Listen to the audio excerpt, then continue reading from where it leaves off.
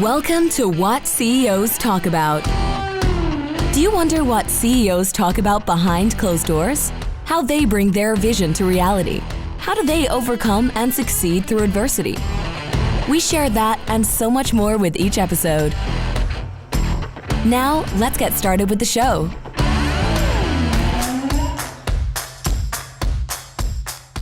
Hello, this is Martin Hunter, your host of What CEOs Talk About show, where we talk about translating strategy into frontline operations. This episode is brought to you by Urgio. Urgio is Latin for to urge, a strong desire to drive change, stimulate thought, incite feelings, encourage action. Urgio provides fractional COO services to move you through growing pains and your company to flourish and profit. Mark, have you worked with visionary CEOs? Have you had the opportunity to do that? I think I'm fortunate to have a number of clients that are visionary CEOs. Good. So you understand when I say it's important to be able to monetize that vision, right? And that's where Urgio comes in, right? These visionary CEOs, right? So if you're a VC, you're part of a board, you have one of those visionary CEOs at the helm of your company, and you need that, that integrator to get him to monetize your ideas. Go to urgio.ca, or you can email them at info@urgeo.ca. They've worked with a multitude of companies like in SaaS, CPG, mining, transportation, from startups, from itsy bitsy little companies to multinational corporations. Today's guest, Mark Raffan, founder of Negotiations Ninja and Content Callout. Podcaster extraordinaire, negotiation. I'd say what's a master ninja, like sensei ninja. Like you, you teach masters to be masters. I like Sensei Wu. My kids watch Ninjago, so it's like you're the sensei of it of negotiations. I mean, you can take a look at his website. We'll give you the details of negotiations ninja at the back end and content call out. But Mark, thank you very much for being on the show. What is the meat in the middle? What is near and dear to your heart? We're talking about what CEOs talk about and how to translate strategies into frontline operations. For what is it that you want to put in the middle of this conversation? Well, I mean, given that your audience is VCs, startup CEOs, all that other kind of stuff, one of the things that I notice a lot with a lot of startups is just the lack of negotiation that happens in startups. And the lack of discipline, because they're trying to scale so quickly, and they're trying to move so fast that they forget to slow down and actually negotiate. And there's a lot of money that could be made in the process, and that's a big problem. It's a big problem that exists with a lot of startups. Yeah, let's start with you, because I'm with you. Like these entrepreneurs, go, this, and all the big LinkedIn influencers and stuff like that. Oh, action is everything. No. You got to think about what you're going to do first and take the time to do it well. So tell me about your story. How did you, from startup, use negotiations to get to where you are today? Because you're pretty successful, in my opinion. I appreciate that. Thank you. I'd like to be a lot more successful, but I'll take it. Yeah, look, negotiations is what I do. Negotiations Ninja has the #1 negotiation podcast in the world, and we've trained Fortune 500 companies all over the planet, from large institutionalized banks that have global operations to SaaS tech software companies to startups, training them all about negotiation. And our whole idea around that is, look, you got to have a system in place, and you've got to have strategies in place that are going to help you to succeed. And without those strategies and without those systems, you're going to be undisciplined in the negotiation process. And what ends up happening when you're undisciplined with negotiation is you either lose out on a lot of value, which is best case scenario, or worst case scenario, you end up making a deal that doesn't make sense, and you end up losing a lot of money. So it's all about strategy, and it's all about discipline. And so many people think that negotiation is like this shoot from the hip endeavor. And we probably got media to blame a little bit for that, right? I mean, if you think of movies like Boiler Room and Wolf of Wall Street and all these sort of like high flying type movies where you see guys banging on tables to get what they want, people think that's what negotiation is. And it couldn't be further from the truth.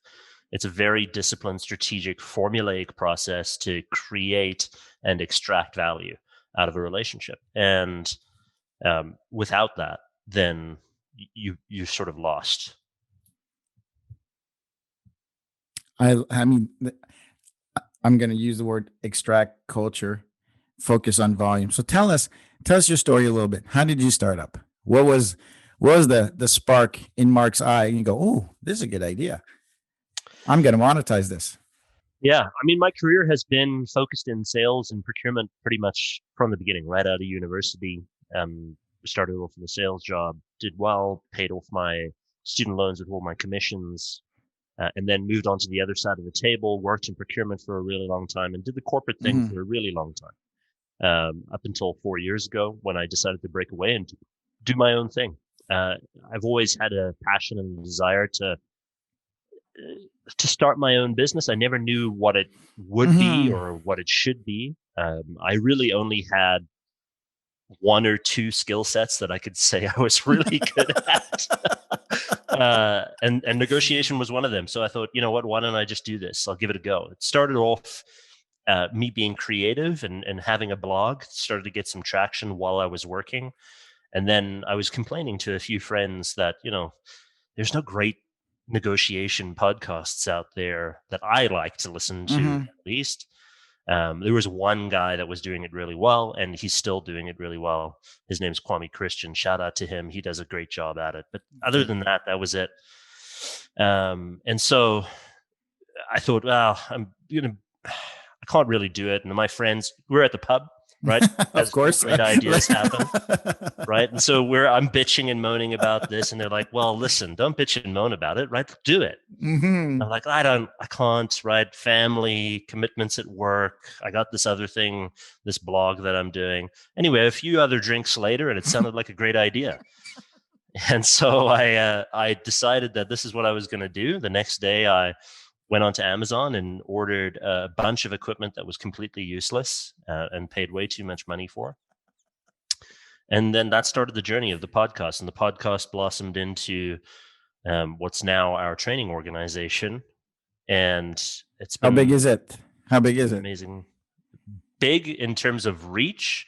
We've done training all the way from India to Europe to China to South and Central America and North America. So wow. In terms of our reach, we're very fortunate in that we've done training pretty much all over the globe. It's been a fun journey, man. It's certainly taken me by surprise about how quickly it's grown and how fast. 4 years. 4 years. Yeah, we're pretty lucky. I don't believe in luck. You make your luck. I'm fortunate to have some really good people with me as well. I mean, that's been a big part of our success, and I've had a lot of people helping me along the way. You know, some of them, that people that I lean on, you know, for advice and knock on their door and be like, "Hey, I got this problem. What do you think?" That's the benefit of having like a really good network, I think, and really good friends. I mean, I'm fortunate in that I've got a lot of family members that have been entrepreneurs as well, and I can knock on a lot of doors and just say, "Hey, what do you think?" Yeah. So it's been fun. It's been a good journey. Mark is referring to a very good friend, to not say my best friend, Dominic Rubino, Profit Tool Belt podcast. Shout out. He gets one pretty much. He should pay me dues on this one. He gets a shout out pretty much every podcast. Dom. Look, Dom's been a big help to me, man. I mean, especially at the beginning when I was really starting out, I had no idea what the hell I was doing. No idea. And he's sort of the guy that's been there, done that, right? He was on earlier, and his episode was how to reinvent yourself. So I had to stop. So good at that. I know, right? He's like, I'm just going to do this. And it's funny because we were talking about podcasts, and he's like, well, I want to generate this. I don't care what industry it is. Here's what I'm going to look. So he's so process oriented. Yeah. But damn, if there's somebody who doesn't have back pockets on his shorts, man, that's Dom. He's so visionary out there. Like he doesn't remember what he did last minute. Yeah, he's got big ideas, and the cool thing about him is even with his vision and his big ideas, he can execute. Oh, right? Like he's an operator because he believes in systems, he believes in processes, and he builds the systems to be able to scale. Yeah. And that's the cool thing. That's what I've learned most from him is build a system that can scale. Good Italian boy. Good Italian boy. Good values. Let's bring it back. So a couple of things that you knocked on. So entrepreneurs, startups, right? Everybody wants to talk about volume, increase sales, increase sales, increase sales, increase sales. Now, I'm okay with that. But then at a certain point, when do you consider profit, right? So if you're selling, and you're not negotiating well, then your COGS and your overhead just skyrocket, right? Yeah. So how do you take on turnarounds? Like, okay, so you come into a company, VC's got a company, go, hey, you got a great idea, but man, oh man, you suck. Your contracts are awful. Like you have a fabulous idea. Let me get a supermaster in negotiations. Let's turn this around. Where do you start? What's the piece of advice that you have? I'd always start with cash flow, right? Okay, gotcha. Revenue is great. Don't get me wrong. But if your cash flow sucks, then that's a big problem. And usually that comes, yeah, right? Like, I mean, how do you survive otherwise? Yeah. And usually that's a result of people not negotiating payment terms and making sure that payment terms are in a good spot for most of their customers, because otherwise it becomes a very, very challenging business to run. I mean, you can make $1 million in revenue a year, but if you're only getting paid on 90 days and you don't have enough cash in the bank to be able to operate, then you're screwed. It doesn't matter how much money you make, because you're effectively running out of cash all the time, and you have to go month to month to be able to handle stuff. So I would focus on cash flow first. That's the first place I would look. Think about payment terms. Think about your aging reports. So go into the financials, look at where your accounts receivable is, determine where you can start cutting back and making sure that you can start getting the regular cash flow, and then extending out payment terms potentially on the back end to make sure that at least you're matching payment terms at a minimum, right? And then following up on your aging report to be like, hey, where the hell is my money, right? Like even if you have payment terms that are, prepaid or 15 days or 30 days, let's say those are like the optimals that we're looking at. Sometimes those payments don't come in for 60, 90, 120 days. And if you're not following up on that, if you don't have a process to look at that aging report to find out like who hasn't paid me and why am I not getting the money, then that's an issue. So negotiation of that stuff is going to be really, really important, and making sure that the expectation is set with your clients that shit's got to get paid, basically. I've got to get my money in order for me to be successful for you, because you want me to be successful for you as my customer. That means I have to have cash flow. So for a lot of startups, I'd recommend trying to negotiate as best you can, doing it prepaid or at least 15 days so that you can maintain cash flow on as much as you can. Yeah, gotcha. How, you hear all the time. So everybody says, pay as late as you can, your vendors, and collect as quickly as possible. Is that true, or is that just kind of gossip? You want to be a good customer too. So I don't necessarily agree with pay as late as you can. Okay. Because if you're a startup, you need to develop good relationships with the people who provide you services, right? Unless you're a big multinational that can basically dictate terms, you need to be a good customer to the people that are giving you stuff. So making sure that you provide at least decent terms to the people that are providing you services is going to be very, very important for you, because you're going to need them. Okay. There may be a time where you realize I'm short and you need to call them up and say, I need to push this payment out, right? I can't pay you right now. It's going to have to happen in 30, 60 days from now, whenever it might be. This exact thing happened to me when I was starting the negotiation business. Is we were trying to build the thought leadership brand around negotiation. And part of that means that you've got to invest pretty heavily in marketing. Yeah. One of the things that we were doing right at the beginning was building out a website, and we had no money, right? Like, I mean, we started off getting a few jobs in, but we were in the same situation where we were cash tight. And so I had to call a number of the people that were building stuff for me to be like, I can't pay you this month. It's got to get pushed out to next month, right? It's not that I'm not going to pay you, but it's going to happen later.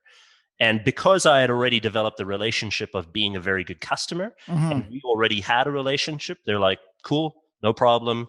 Let us know when you have it, and we'll make it happen as fast as possible. And so we were able to negotiate that.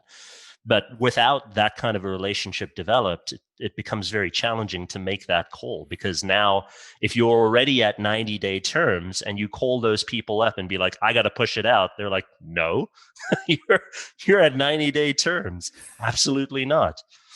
So here's the card of my lawyer. Like, have a great day, right? Look, I think cash flow is probably the most important thing you can think of whenever you're starting a business.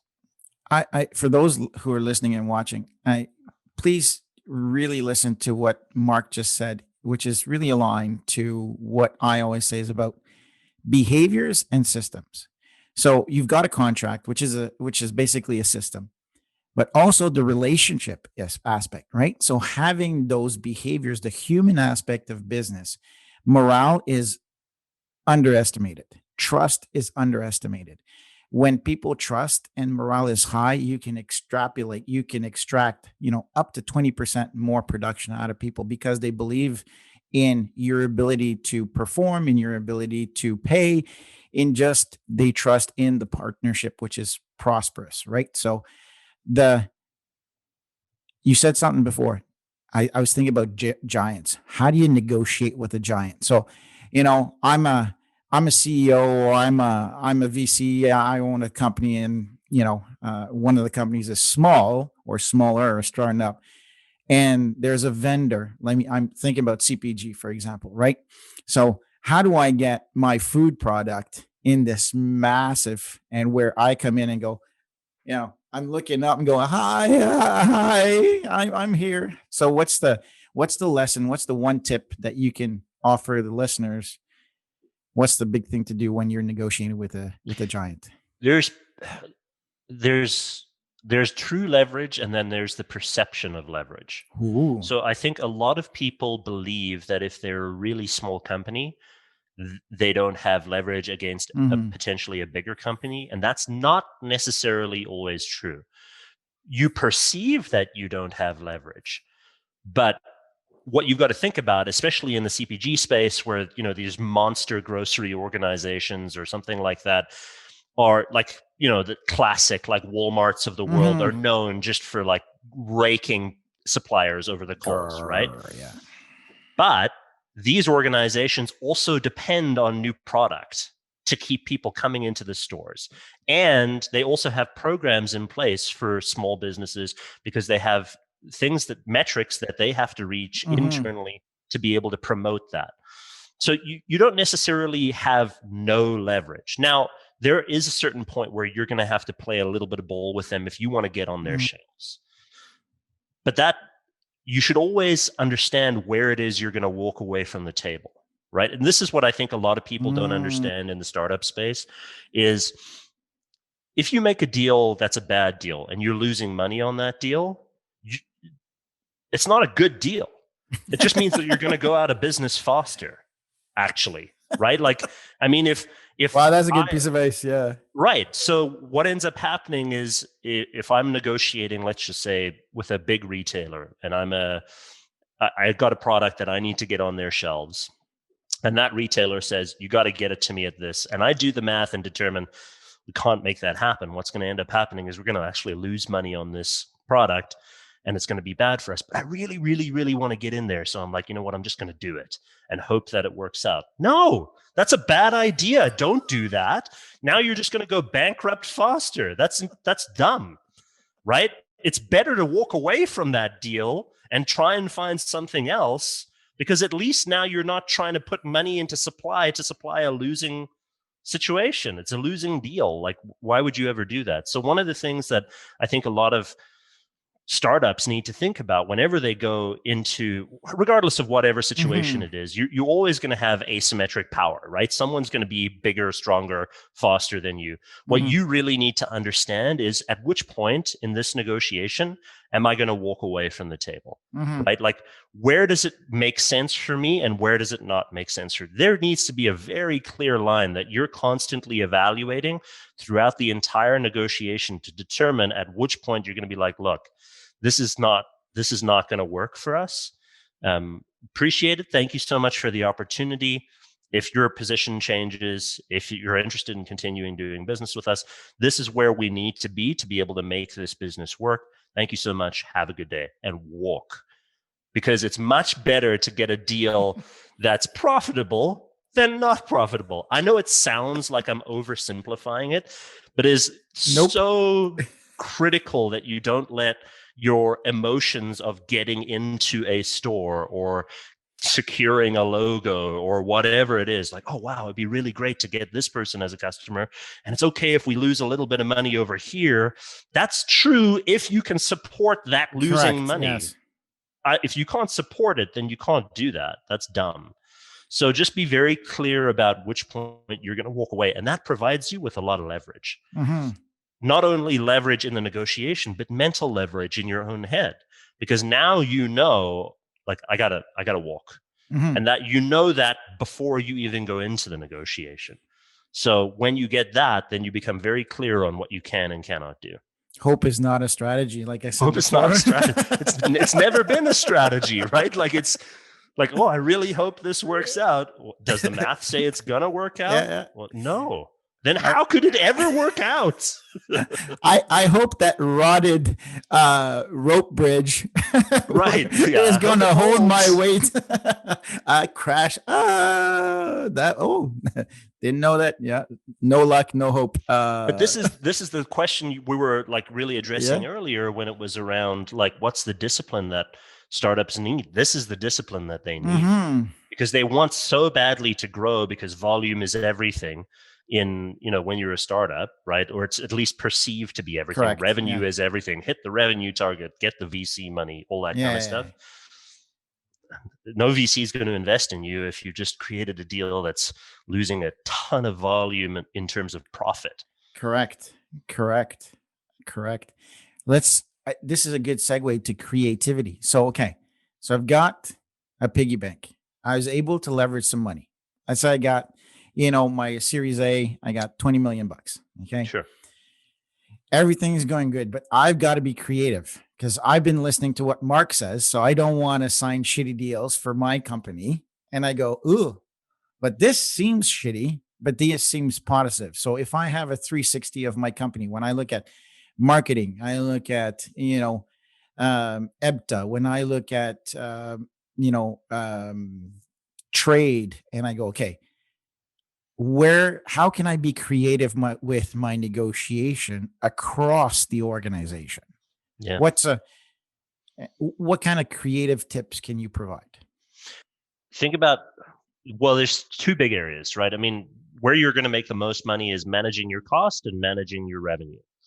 In between is profit.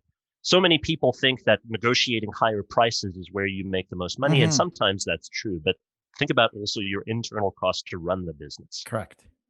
So when you're scaling the business, it's very attractive to be like, oh, we need this tool or we need this thing, without going through the proper decision-making framework of, do we actually need this? Or what kind of ROI are we going to get out of this? And how is this going to help us scale?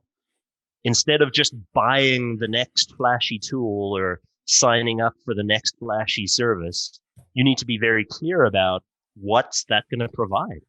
How is this actually going to benefit me? Because it gives you, if it pays for itself in less than a year, and it gives you a great ROI, because now you can use it to scale other parts of your business that you couldn't previously do. It eliminates like 3 FTEs, let's say, for example. And so it's much cheaper to run. Awesome. Make those decisions all day long. But if it doesn't, then you've bought something that doesn't make sense. So you really need to be clear about the costs that you're negotiating as well. It's very attractive to, I mean, you see this all the time with tech startups, right? Where they get a bunch of money, right? They get Series A, and they're like, oh, I need to staff up for this thing. You're like, what? You don't have a plan yet, right? So get the operational plan in first, and then start to think of the full-time people that you need to be able to reach that. And then think about, can I do this with less than a full-time person? If I hire the right person, for example, a fractional COO or a fractional CEO, how is that going to escalate things? And how is that going to leverage things? So, because sometimes hiring the right person costs you a lot less because they can do 3 times as many things in less time. So I love you. Right. So, I mean, it's just logical, right? I mean, it doesn't make any sense that you're going to go out and just hire like 40 new grads when hiring one person can do all of that stuff. Absolutely. Yeah. So you've got to be very clear about first, what's the operational plan? And then who are the people that we effectively need to be able to carry out that operational plan? And then how do you actually staff for that? It's very easy to throw around money when you've got $10 million, right? Like, it's very attractive to like look fantastic, and then you look amazing on social media. Everyone thinks you're balling with all this money. It doesn't mean anything. I'm gonna ask the editors to put a halo on top of your head when you said operating plan. Whoa! Because that's the first thing, with COVID and everything, right? I've stopped going to a 3 to 5 year. I was like, okay, what's your annual operating plan? What's your AOP? Right. And they go, what? What's an AOP? I'm like, oh yeah, okay. Let's start there. Then we do a resource plan according to, what you want to achieve and your goals and all that good stuff. So yeah, I'm going to tell you, put a nice halo over Mark's head. And then kisses when he says, and it's fractional CO. It's attractive, right? Like, I mean, if you've got all this money, you're just like, you want to spend it, you want to grow, you want to do as much as possible because you're like, okay, I got to use this money now. Don't rush it, right? You've got the money. So don't rush it. Think very clearly about it, and then that'll help you manage it. And this is a big part of startups where they don't negotiate. I mean, they definitely don't negotiate on prices, but they absolutely, without question, hardly ever negotiate on costs. That's right. And that's not just the products and services that you're getting, but that's negotiating internally where there may be more than one founder, right? And they're arguing with each other about how fast to scale, things to add, all the other kind of stuff. That's still a relationship. You've still got to negotiate with those people on what's the most logical way to approach the business. And so many people get their emotions tied up into it, which makes sense. We're emotional beings, but they can't manage that emotion because they've never had this amount of money before. That's right. So they've got $10 million, and now all of a sudden the world's opened up to them and they're like, whoa, amazing.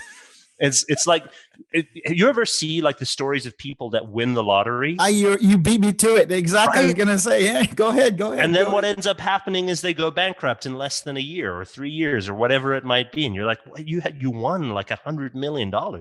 Like, how did this happen? Because they didn't have the discipline and the fiscal strategies and the operational strategies to be able to carry out responsible stewardship of that money. Your job in a startup, especially when you get funding from a VC or something like that, even if it's a loan that you would get from a bank, you're responsible for making more money now. It's not just about spending, it's about multiplying. Correct. Which means that your stewardship of that money is going to be really, really important. So you've got to be very clear about what's the operational plan for us to spend this money.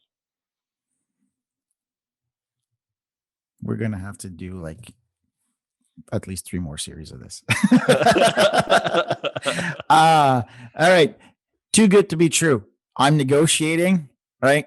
And this is, wow, hold on a second. I feel like I'm really leveraging, right? To use your words. Hey guys, I don't know, but I feel like we're on top of this. What's a good, simple ROI calculation that you can educate the listeners and the people who are watching to say, okay, here's a simple ROI. You're at the negotiation table. You've prepared everything. You've come up and you go, wow, they didn't even negotiate. I feel like we're pillaging their village, and like Take the money. Take the money and run. So I would first like just express caution, right? When it feels too good to be true, that doesn't mean that it's necessarily too good to be true, but that does mean that you need to be very cautious about the next steps that you take, right? Carl Icahn, for example, was very well known for giving people whatever money they wanted, right? He would agree to whatever price you wanted, but then he would kill you on the terms, just destroy you on the terms. So just be very, very, very careful about like seeing the dollar value of this and going, wow, that's amazing. But then not necessarily reading the terms and conditions and bringing in legal counsel to be able to say, what does this actually mean?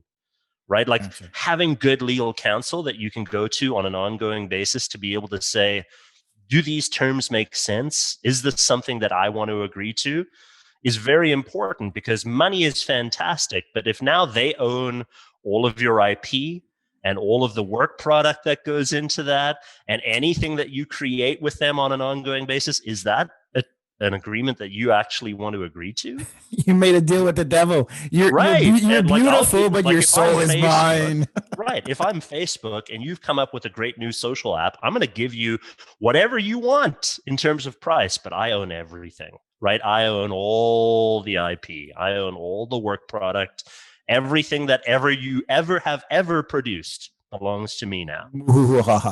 Right. And I mean, so you've got to be very careful about, if something's too good to be true and you're getting the price and no one's negotiated with you, just be careful of the back end terms. Make sure that that's still something that you negotiate. Make sure that you bring in qualified legal counsel to be able to help with that. Because if you get to a situation, and this is the part that no one likes to hear about, but if you get to a situation where you have to go into, let's say, litigation or, to get something back, especially if it's like IP or something like that, that's something that you should have taken care of at the beginning. Because once the contract's signed, getting that back is going to be pretty challenging, right? So you can pay the lawyer now or you can pay the lawyer later, but you're going to be paying the lawyer. So make sure that you get that qualified legal counsel, you get the help that you need, you get the advice that you need so that you can negotiate effectively. So let's talk about the good, the bad, and the ugly here. So you've got yourself a good contract. You've sought legal advice. Just because you got a contract doesn't mean that people are going to abide by the rules, right? Correct. So tell me the worst story because I mean, you deal with this on a daily basis. What's the worst story that without naming any names, because we're going to destroy morale here? Okay. Yeah. So I won't name any names, but there have been situations in the past where companies have been negotiated with that are a lot smaller than the organization that they negotiate. And they get a contract in place and they think this is amazing, right? Outstanding, all the rest of it. And then there's breach, right? So the larger organization breaches the contract. They just say, you know what? We're not going to order any more from you. Even if you have guaranteed volumes, for example, right? Like there's guaranteed volumes, it's in the contract, and the bigger company says, you know what, we're not going to order any more from you. You're like, well, but we have a contract. Like, what? This will destroy our organization if you don't, like, we're going to have to basically shut down. They're like, great, don't care, right? Like, we're not ordering anymore. And you're like, well, we'll sue you. Okay, so sure, go ahead. My general counsel is like 13 lawyers deep, and we're willing to go to war. Like our war chest is giant. You'll be out of business in less than 12 seconds. Days. Right. So is it worth going to court over that stuff? And so one thing that a lot of people have to think about is like when you get into if God forbid you ever get into a situation like that, if that ever happens to you, remember that it's usually, I'll say usually because I don't want to be too generalistic, but usually always best to try and settle something like that outside of any kind of legal proceedings than getting into a pissing match essentially with a giant organization, because those companies will just drain you dry. That's probably the most common thing that I see with startups is, a bigger organization just says, we're not doing this anymore.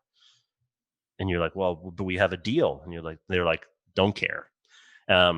So just be very cautious about that. Make sure that there's some sort of dispute resolution clause in the contract, that you can make sure that you go up the chain. All of that's written in. Make sure as best you can to be best prepared with that.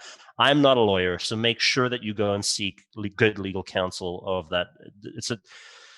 It's terrible when it happens, but it happens. And I have been the person on the other side of the table at the large corporation that basically just went, don't care. Like, for those who are watching, here's my lawyer's card, right? Like, have a good day. Yeah. There have been situations in the past where I've had to do that. I've been the guy that says, look, we're not paying you. What do you mean you're paying late? No, we're not paying you at all. Like, you're getting no money, but we've sent you product, right? And we're keeping that too. And then now the small company is like, well, I don't understand. Like, what do you mean? And unfortunately, this is the direction that I've received from CFOs on my end to be, and I got to be the dickhead that's this stuff. So yeah, look, shit happens. Unfortunately, starting a business isn't all sunshine and rainbows. That's correct. And sometimes you're going to have to deal with really shitty people and really shitty companies. Hopefully you recognize that before you get into the deal and don't do those deals. But sometimes you can't avoid it. You get into a deal like that, you only realize later on that the organization that you were working with was having you on the entire time, and they run away with some of your money. You've now got to try as best you can, manage your emotions and think logically about what are the next steps. But this is where having someone who's a mentor or, someone you can rely on an ongoing basis, who's been in the trenches, to be able to say, what do I do? I don't even know what to do. Like, basically want to kill myself.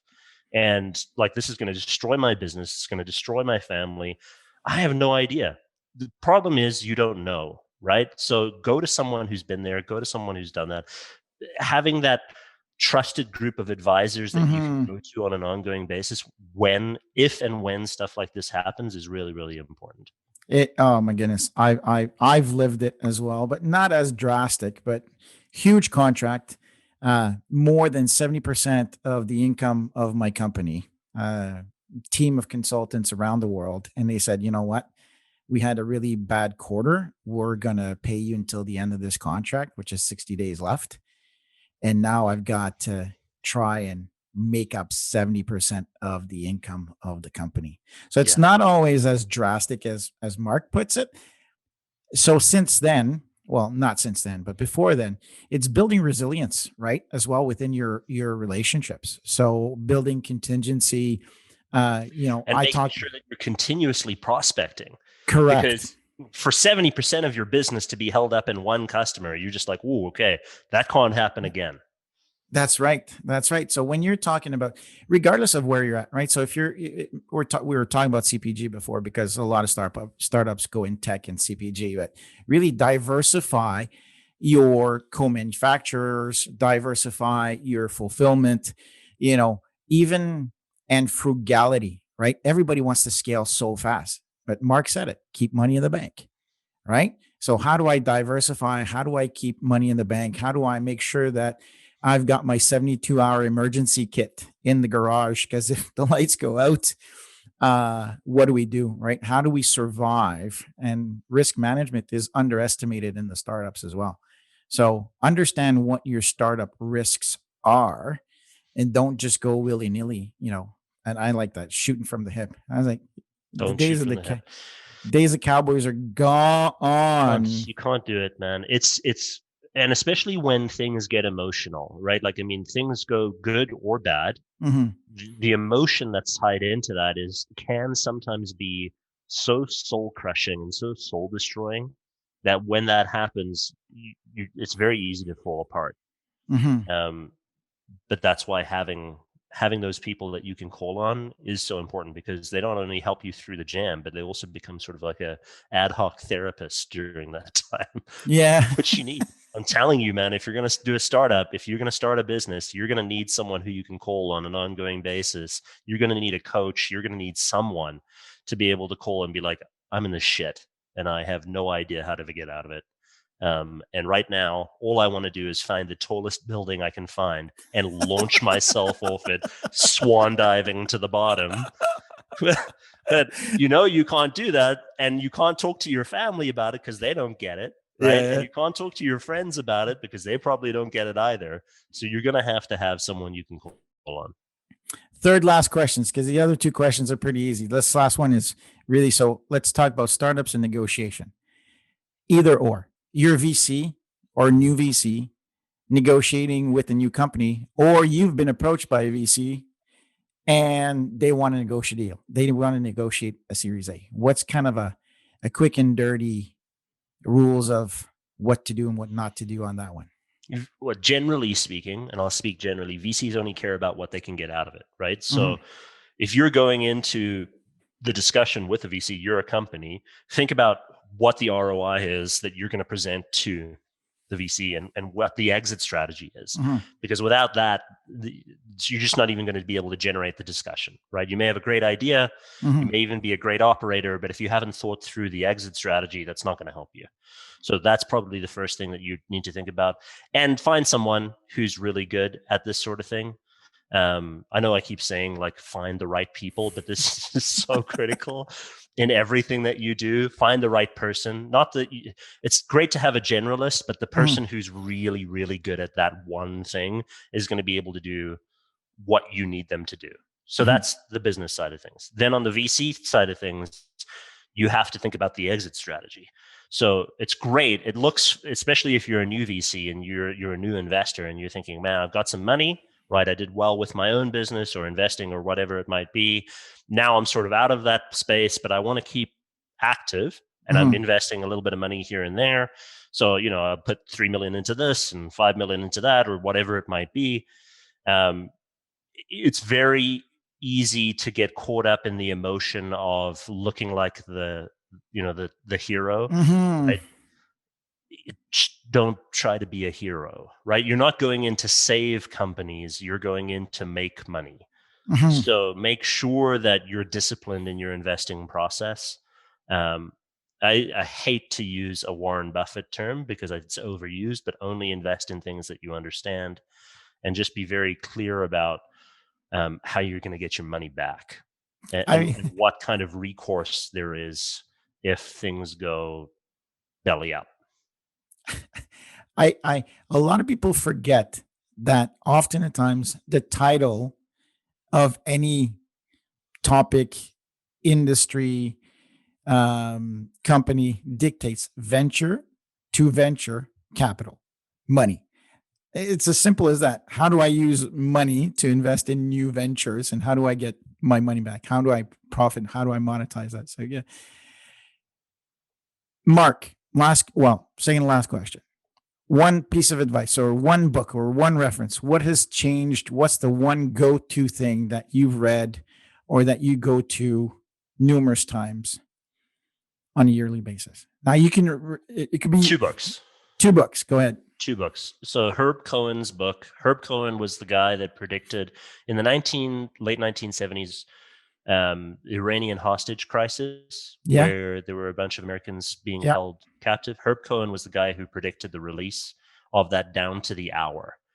What? And so he was sort of the negotiation mastermind working behind the scenes with Jimmy Carter and the whole story. Anyway, his book is called You Can Negotiate Anything. Fantastic book.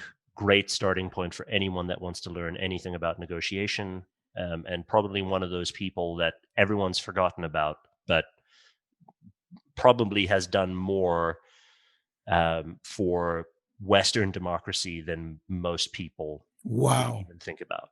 And no one knows who he is, which is amazing. And he's still alive. I think he's like 86 and still crushing it. The other book that I would recommend is a book called The Art of Learning by Josh Waitzkin. Okay. Have you ever seen the chess movie Searching for Bobby Fischer? Oh my goodness. About that chess but that's prodigy? that's Right, like way old back, school movie. Yeah. He's Bobby Fischer. Oh. So he left the chess world after crushing everyone, essentially, because he wanted to do other things, eventually got into a bunch of other disciplines, but now has become a master of all of those other disciplines as well. He hates the spotlight. He hates interviews. I think he's done like one on Tim Ferriss's show a while back, but he wrote a book called The Art of Learning, and it's amazing. It's incredible. I hope I'm not getting the title wrong on that one, but the guy's name is Josh Waitzkin, and it's fantastic. It's the best book you'll ever read about how to master something. Wow. Anything. Pick any topic, and he's basically giving people the strategy. Damn. Next on my Amazon list. Done. It's fantastic. Mark, thank you very much. How do people get a hold of you? Easiest way to get a hold of me is go straight to the website, negotiations.ninja, or find me on LinkedIn, Mark Raffan. That's probably the easiest place. Hey, you know what? We forgot to say, what's Content Callout? Content Callout's the other business I own. It's a B2B content marketing company. So we turn people into thought leaders online. Oh, sweet. So another shout out to negotiations 'S, right? Yeah, negotiations.ninja. Okay. Oh, .ninja. Oh, that's pretty cool. That's the domain name. Oh, cool. And Content Callout. So thank you very, very much, Mark. I usually throughout the episode, I go lesson 1, lesson 2, lesson 3, lesson 4. But I mean, we covered a lot of ground. There's at least 156 lessons. And we probably went too fast. Like it was really surface level. People are going to, what do you say? Rewind. What do you say? Rewind. What do you say?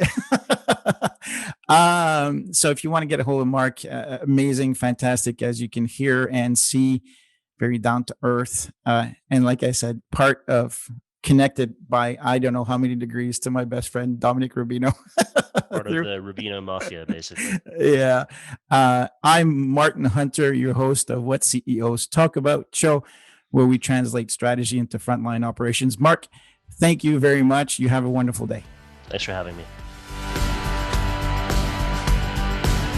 Thanks for tuning in to What CEOs Talk About. Make sure to click subscribe to get notified about future episodes, or check us out at www.whatceostalkabout.com.